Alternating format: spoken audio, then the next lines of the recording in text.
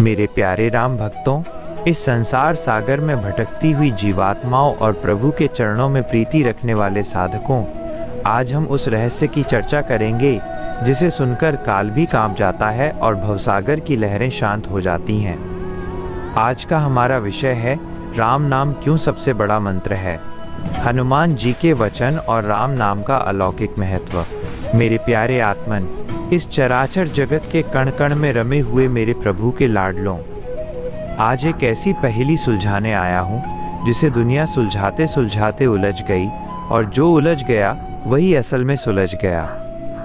लोग पूछते हैं कि वो क्या है जो छोटा है पर ब्रह्मांड से बड़ा है, जो दिखता नहीं पर जिसके बिना कुछ दिखता नहीं, जो 2 अक्षरों का है पर जिसमें पूरी सृष्टि का सार है। लोग कहते हैं जप करो, तप करो, योग करो, पर मैं कहता हूँ अगर वो बीज ही हाथ न लगा तो मिट्टी खोदने से क्या फायदा। आज मैं तुम्हें उस अग्नि के पास ले जाऊंगा जो पापों के पहाड़ को पल भर में राख कर देती है, पर जिसमें जलने पर बड़ी ठंडक मिलती है। क्या है वो रहस्य?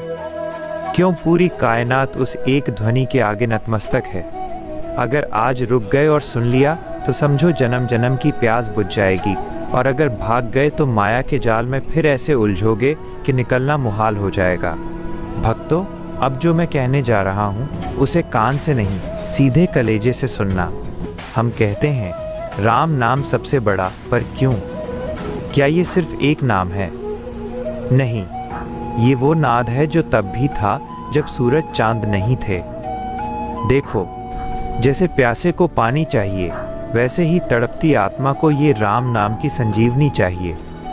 पर ठहरिए, अगली बात बताने से पहले, जो कि इस नाम की शक्ति के विज्ञान से जुड़ी है, मैं आपको उस गहराई में ले जाना चाहता हूँ जहाँ शब्द खत्म होते हैं और अनुभव शुरू होता है। पर क्या आपने कभी सोचा है कि जो नाम पत्थर को पानी पर तैरा सकता है, वो आपके जीवन की डूबती नैया को क्यों नहीं पार लगा सकता? लोग पूछते हैं कि मंत्र तो बहुत हैं, फिर राम नाम ही क्यों?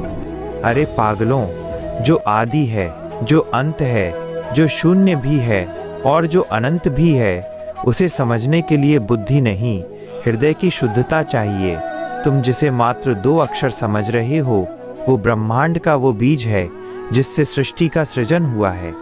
अगर आज तुमने इस सत्य को अनसुना कर दिया तो याद रखना, जीवन की इस भाग दौड़ में तुम वो अनमोल रत्न खो दोगे जिसे खोजने के लिए योगी युगों युगों तक गुफाओं में तपस्या करते हैं।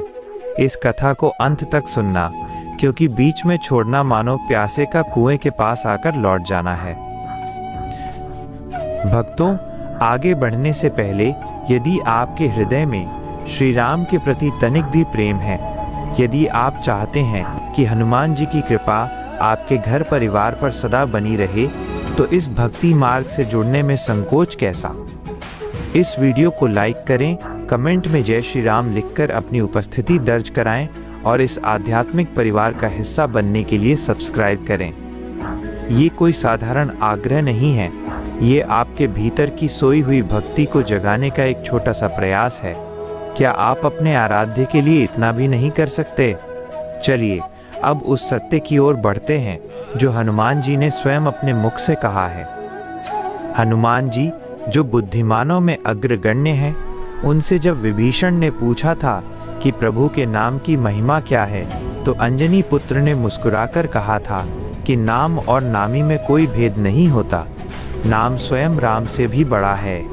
सोचिए, सेतु बनाने के लिए जब स्वयं भगवान राम ने पत्थर फेंका तो वो डूब गया, पर जब भक्तों ने राम लिखकर फेंका तो वो तैरने लगा। ये रहस्य है उस शक्ति का जो कर्ता से भी बड़ी उसकी कीर्ति को बना देती है। राम नाम वह महामंत्र है जो नाभि से उठकर जब कंठ तक आता है तो शरीर के समस्त विकारों को भस्म कर देता है। ये मंत्र नहीं, ये काल के गाल पर पड़ा वो तमाचा है जो मृत्यु के भय को समाप्त कर देता है। अगली बात जो मैं आपको बताने जा रहा हूँ वो आपके रोंगटे खड़े कर देगी। ये उस तारक मंत्र की शक्ति है जिसे महादेव स्वयं काशी में मरते हुए प्राणी के कान में फूंकते हैं। क्यों महादेव, जो स्वयं देवों के देव हैं, राम नाम का जाप करते हैं? क्योंकि राम नाम रा और म से बना है अग्नि बीज और अमृत बीज। जब आप रा कहते हैं तो आपके पाप बाहर निकल जाते हैं, और जब माँ कहते हैं तो पुण्य के द्वार बंद हो जाते हैं, ताकि वह आपके भीतर सुरक्षित रहें। यह एक ऐसी प्रक्रिया है जो बिना किसी विशेष अनुष्ठान के आपको मोक्ष की ओर ले जाती है। जो लोग अंत तक इस चर्चा में बने रहेंगे, उन्हें वो गुप्त सूत्र मिलेगा जिससे हनुमान जी को वश में किया जा सकता है। हनुमान जी कहते हैं कि जो राम नाम का निरंतर जप करता है, मैं उसका ऋणी हो जाता हूँ। कल्पना कीजिए, त्रिलोक का सबसे शक्तिशाली देवता आपका कर्जदार हो जाए, इससे बड़ा सौभाग्य क्या होगा।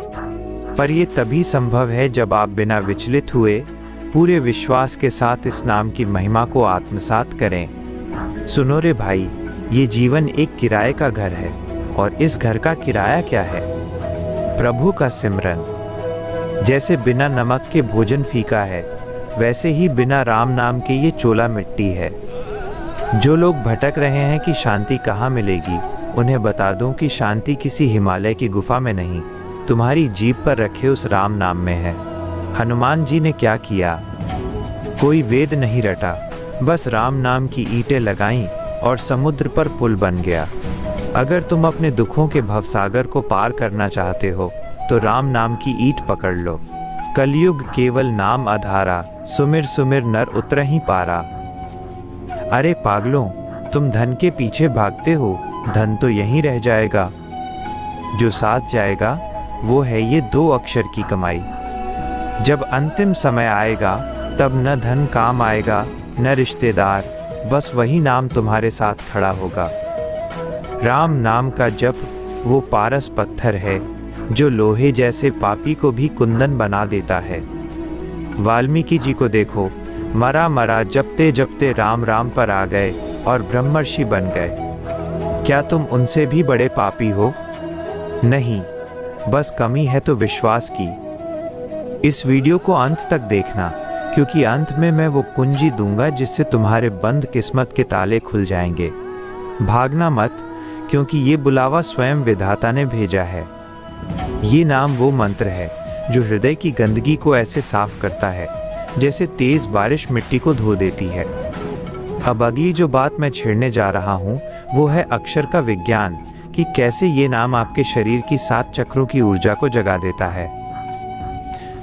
शिक्षा जो आज हमें मिली, इस पूरी चर्चा का सार ये है कि संसार के सारे साधन, सारी धन दौलत और सारे रिश्ते एक तरफ, और मुख में राम का नाम एक तरफ।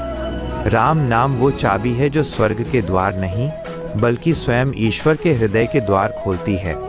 जो व्यक्ति इस नाम को अपना आधार बना लेता है, उसे न तो कल की चिंता रहती है और न ही मृत्यु का भय। हनुमान जी के वचनों को साक्षी मानकर आज से ही अपने जीवन की डोर प्रभु को सौंप दें। खुश रहिए, क्योंकि जिसके रक्षक स्वयं राम हैं, उसका कोई बाल भी बांका नहीं कर सकता।